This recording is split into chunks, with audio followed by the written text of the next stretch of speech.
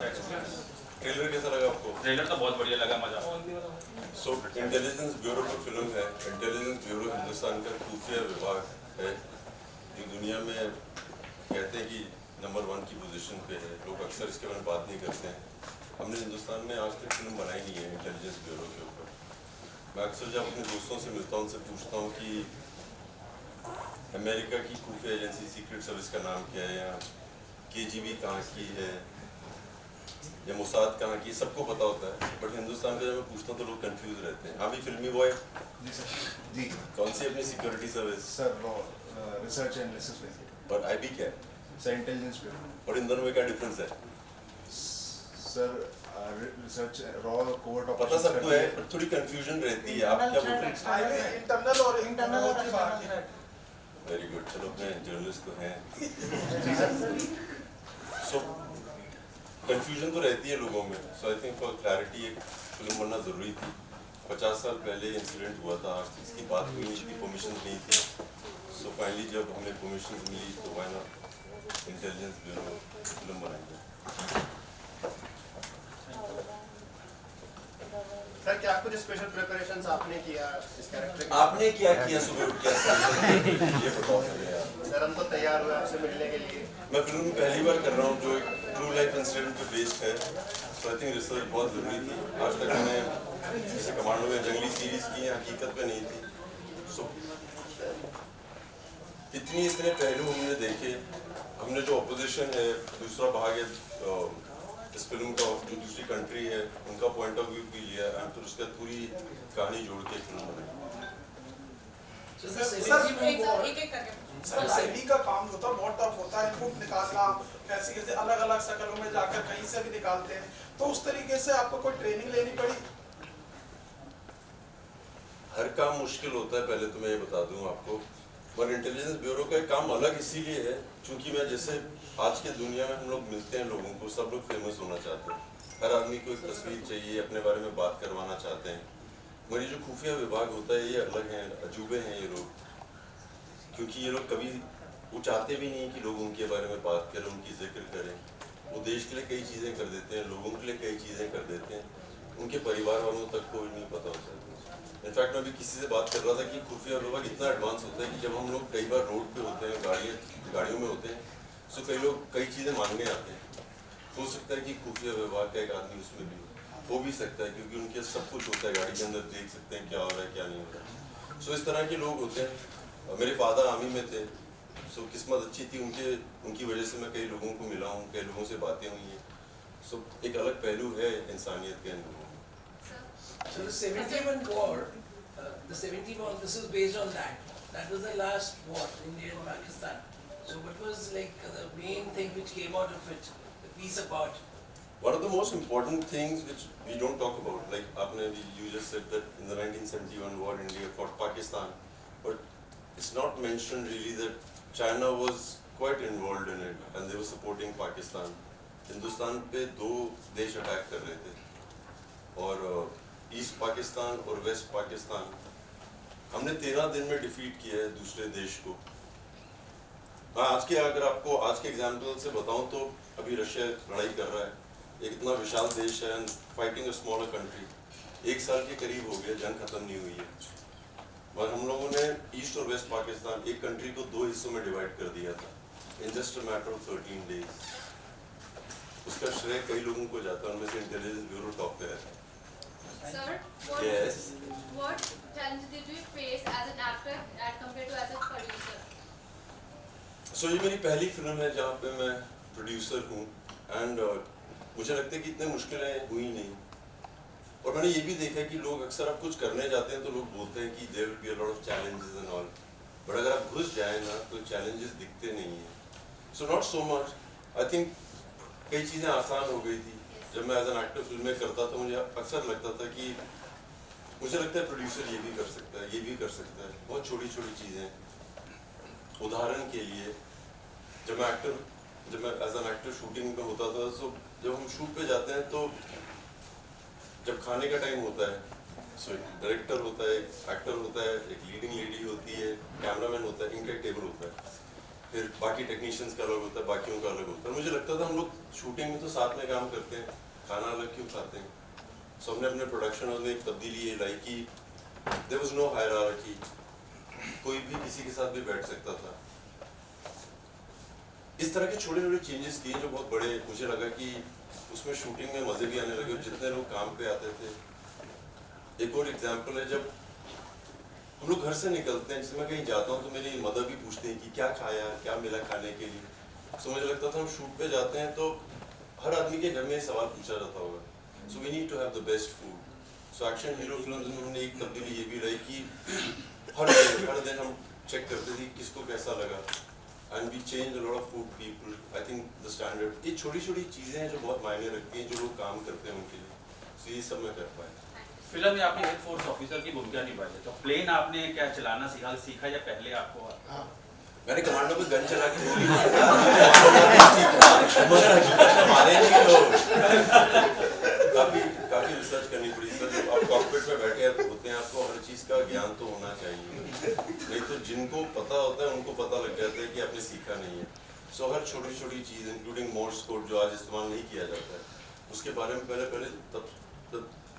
तसल्ली से पहले पढ़ाई करनी पड़ी। जो हमारे डायरेक्टर हैं संकल्प रेड्डी, उन्होंने काफ़ी रिसर्च की थी, काफ़ी काम किया हम लोगों ने। नेक्स्ट सवाल sir Akash Chaudhary from film media. पता है जी सर, थैंक यू सर। सबको। Thank you sir.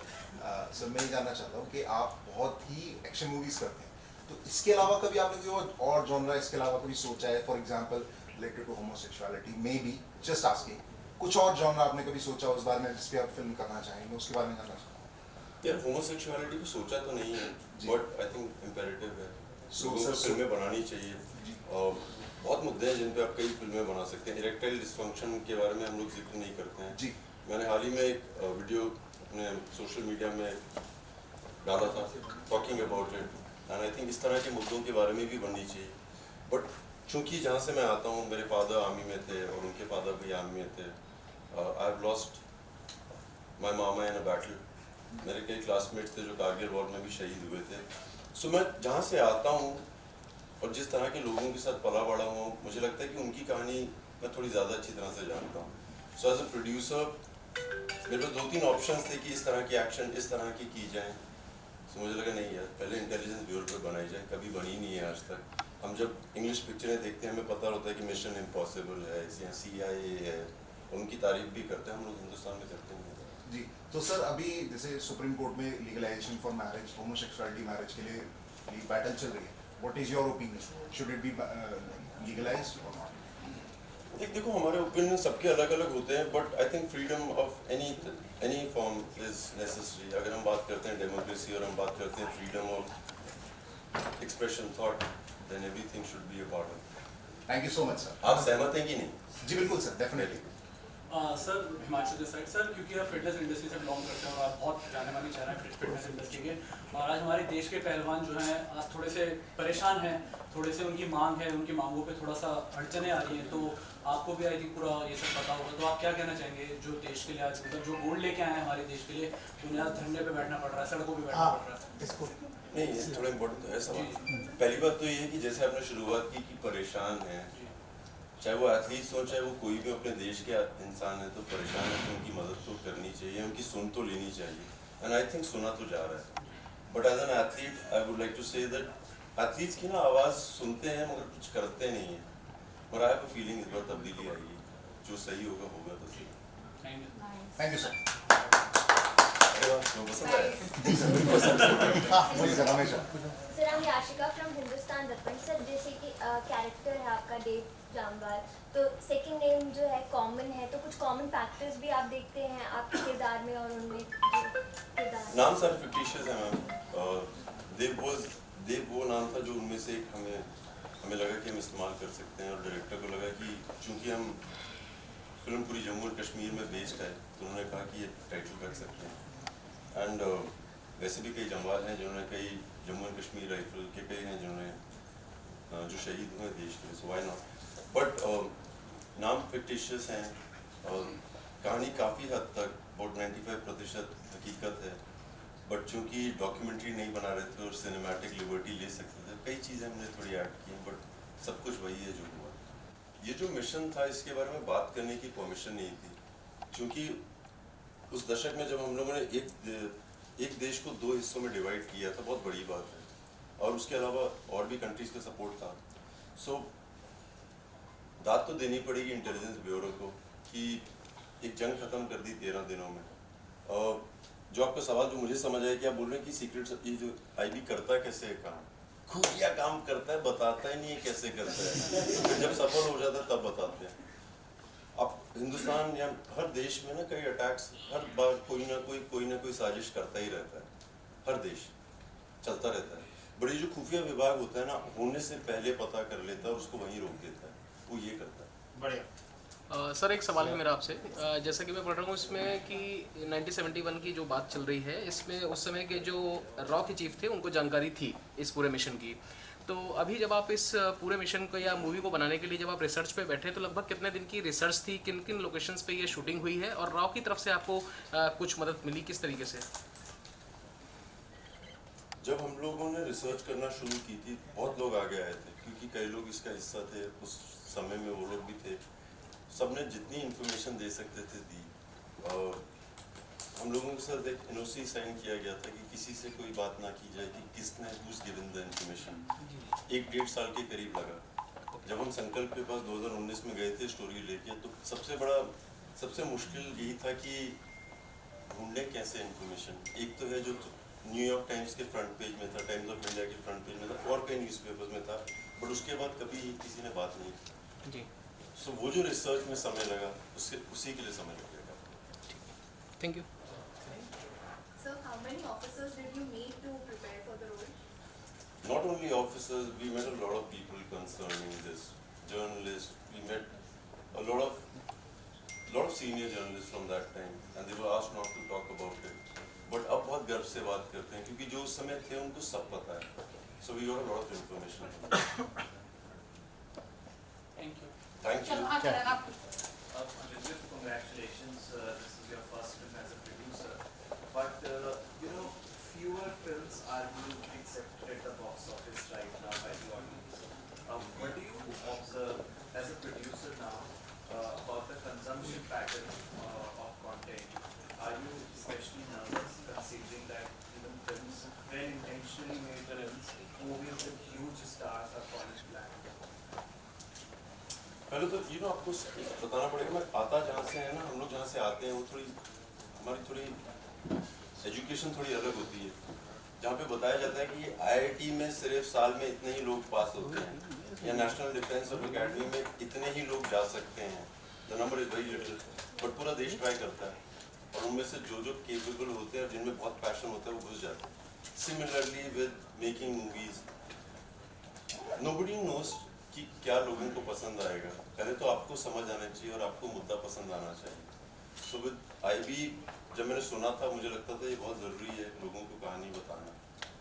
Apart from being one of the amazing thrillers that I had heard, ये 30 लोगों की स्टोरी है जिसके बारे में किसी ने बात नहीं की। Imagine somebody being in a hijacked plane।